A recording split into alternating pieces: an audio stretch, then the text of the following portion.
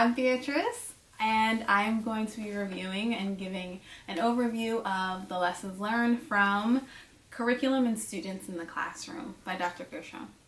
So overall, my impression of the overall context behind this book has really been to look at the gaps in which, one, we as educators, when we're building curriculum, in which we are actually discriminating against all of our students in the classroom, and in particular looking at how there are gaps in the system, in particular, especially when we're looking at school as a system in the context of policy and understanding how to actually educate students based off of what we think they should be knowing, what they feel like they should know, and honestly what policy, in this case, what testing and standardized testing thinks that they should leave school knowing.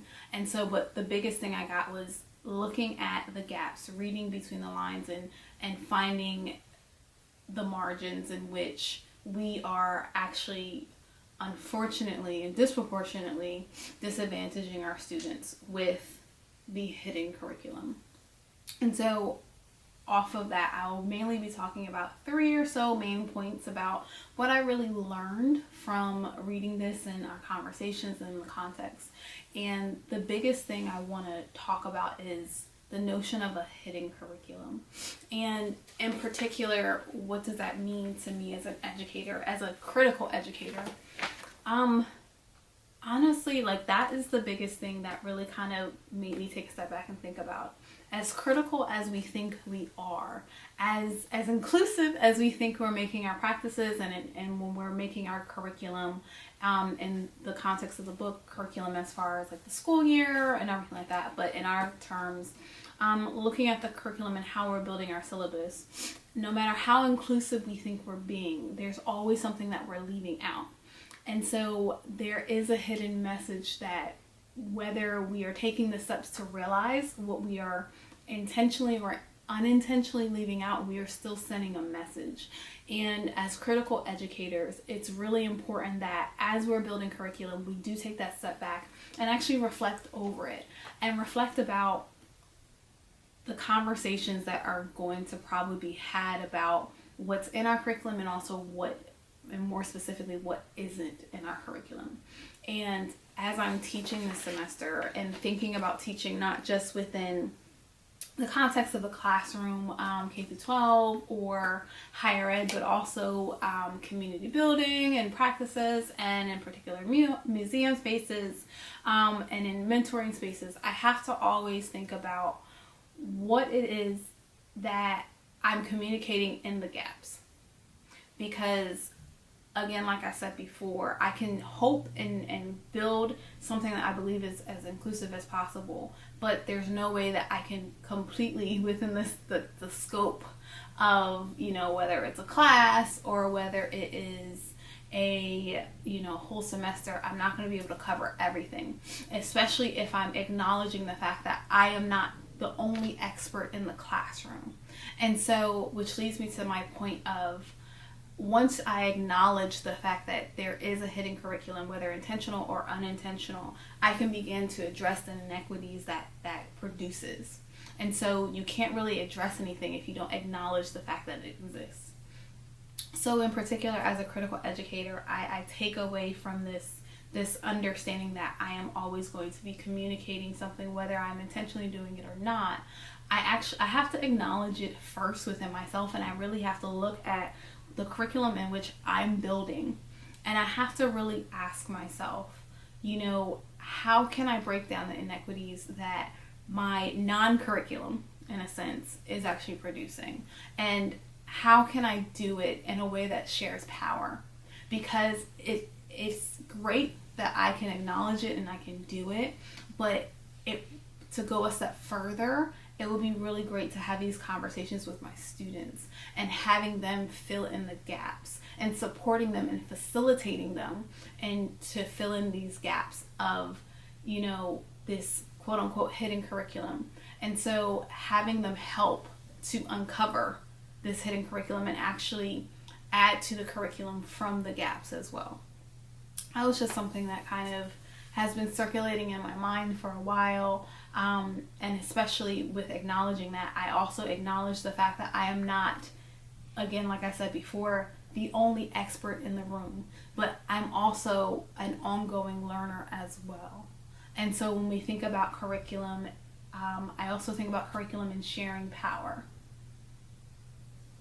And so the next point I want to really talk about is something that really struck me from our conversations about, this piece in the work was the fact that you had to deal with the tensions of seeing these inequities happen in the classroom, and as you're the researcher, and having to understand and negotiate your position within it. And when I say negotiate how much are you going to step in, and how much are you going to just let things ride out. And when I think about the work and all the things that it was talking about as far as what was going on, when it talks about, how the students kind of rebelled back, and, how they kind of pushed back as far as, when they were being taught a curriculum in which they didn't receive any joy or any fulfillment from, I kind of just think back to myself as a researcher in that position, and always making sure I step into a place when I'm doing research, especially within a school system, making sure that I not only acknowledge the fact that it is a system and it is its own ecosystem without me, and whether I step in it for these couple months or couple hours, I have to acknowledge the fact that it is a system that is operating without me. And so operating in a sense that regardless of if I'm here or not, it's still going to run. And these inequities, it's not my burden to carry as far as making that change. My role as a researcher here, or at least in the research that you presented, you weren't conducting research to do immediate change afterwards or immediate change during. And negotiating that position as, reading this really kind of helped, I guess I'll say, take some of the sting away of reading about some of the different things that the students went through, and some of the different comments, and things that were said that happened within the school system. But my biggest thing, like I said before, is really kind of negotiating my position as a researcher, and added layer, really renegotiating my position as an activist as well. And so a lot of times, in order to make change, you really have to, like I said before, you have to acknowledge the fact that there is a problem. But even in the setting, and going back to what I said about, it was a system long before I was there, and it's going to be a system long after I leave. And so even acknowledging the problem, as you mentioned before, you did this research a while back, and as a system, it's going to grow, it's going to change on its own. And so long after I complete the work, it could still go through a whole new genesis. And so it's and rebirth. And so it's really important to understand what my role is when it comes to documenting these things that are happening and occurring. Which is a difficult pill to swallow sometimes, especially as you're seeing things happen and go on. And in particular, when you're looking at curriculum, when you're looking at all the ways in which policy is affecting people on a, on a micro level, it can be sometimes hard and difficult to take yourself out of the, I've read all the studies about this, and I know what to do in this situation. No, we don't know what to do, because this is a whole system that's working outside of us.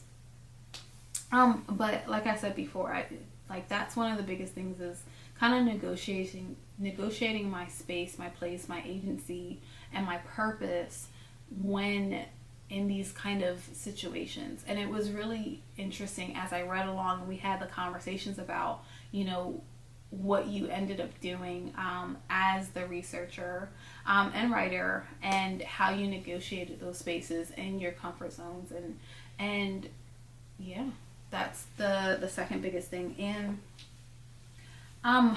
one word that really, or one phrase that really kind of stuck out from reading it, like from the first time, was this underbellies, or this acknowledgement of the fact that there's a whole subsection of or subworld of experiences that students have in relation to, adjacent to, in connection to the curriculum that we build and our teaching practices, and what actually happens and exists in a classroom. And when I say what happens and exists in a classroom, I mean what happens and exists in a classroom outside of our knowledge, outside of our view, and outside of our understandings a lot of times. And so it was kind of really interesting to think back to a time in which, I don't know, this occurred for me as a student. And I really don't have to think that far back. I mean, if I'm thinking back K through 12, definitely sometimes. But I really think back to like the note passing, and this is before cell phones. Now I'm really dating myself. But the times before cell phones, and when you would write a note and then you would take the time to like carefully fold it up into like a little football or like a little, origami shape, and you would just kind of get this little thrill from like passing a note with your teacher not seeing. And when you should be paying attention to the lesson, or in my case I was kind of bored, or I was looking out the window, or you carried on conversations, or the more bolder students such as myself, you didn't even rip out a piece of paper to get caught. You wrote notes in your margins of your notebook, and then you just psst, psst, and you showed it to your friend, and then they either nodded or responded. And it's those kind of interactions that happen and occur outside of a curriculum that we've built. And so it was interesting to think about all those different ways in which, we had a conversation in class about the ways in which students disrupt a lesson, or disrupt a curriculum, or disrupt, learning, but I don't really see it as disruption. Sometimes it is. Sometimes it's an intentional thing, and I've learned some tricks from when I was younger about disrupting the flow of a lesson. But, a lot of times it's really just about getting through the day.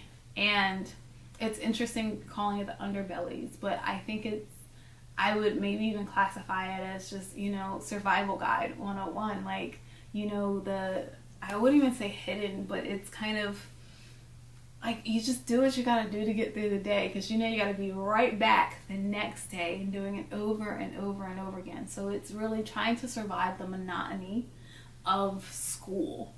And in particular, when we're talking about standardized testing and how the curriculum has now recently been shaped around, making sure students pass the test and making sure students are high performing. And, all of this really came from, the rate, actually, no, it came from the Bush era, which piggybacked off of the Reagan era, but that's another point. Don't even get me started on that one. But it's going back to like just survival mode and trying to do what you can do and get away from having to learn about a test that realistically you're not going to care about as soon as you get through these lessons, but really trying to get to those moments that you enjoy school again. And it was just an interesting bit to really read about and really kind of sink my mind into, and thinking back to those times. So overall, those are kind of some of the big key things that I was kind of thinking about as I read it. But the biggest was about the curriculum, and in particular for me, as I'm learning how to be a more critical educator. I really can't go in there like, super professor, I know everything. I'm going to be your best friend. I'm going to be the expert. I'm going to make sure all of you are included in the syllabus, which I'm always going to try for that. But I have to also acknowledge the fact that I'm going to leave things out. But I also have to be open for reflection. I have to also be open to being critical of myself as well, and making sure the messages or the subconscious messages that I am communicating, it's not toxic. It's not I mean, I'm not going to say it's not intentional, but, you know, hidden curriculum, it sounds like sneaky and like, oh, I'm going to slide this in. No, I just have to make sure that I'm open to learn and grow from everything that I'm including and not including in my curriculum. And I have to be open to being able to make sure I leave spaces for my students to fill in those gaps. Is it their responsibility? No, it's our responsibility.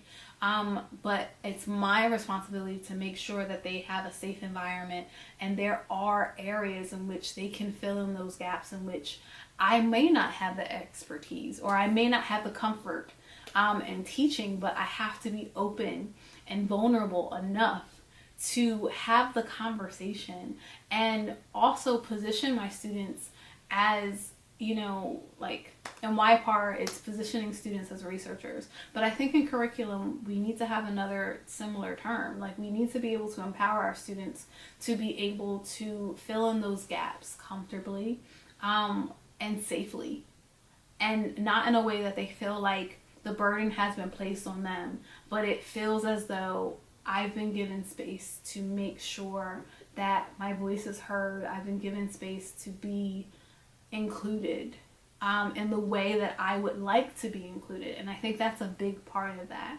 It's not about just, oh, let me just slap something in here. We're not going to take a Black History Month approach to teaching about Black people, you know, when it comes to curriculum. And I think the same should be applied in this context as well. And it's a shame that there's like two different kind of wavelengths when we think about this in higher education in K through 12. You know, obviously K through 12 has a bit more restrictions, especially because it's mandated by, you know, core standards and, unfortunately, you know, policy that has been, you know, passed that hasn't really been updated to really kind of look at what is best for our students. Like, I can go on a whole nother tangent about standard assessing and where it came from and what it was trying to prove, and realistically it's not really proving anything. And this is why we have issues that we are having, and this is why you have to do studies like, you know, the study that you did for, you know, curriculum and students in the classroom. But I'm going off into a tangent. But overall, that's kind of my synopsis of, you know, what I really gained from reading the book and, you know, the overall argument of it. And yeah, thanks for listening. I hope it made sense and it was enjoyable. And I will see you in class. Bye.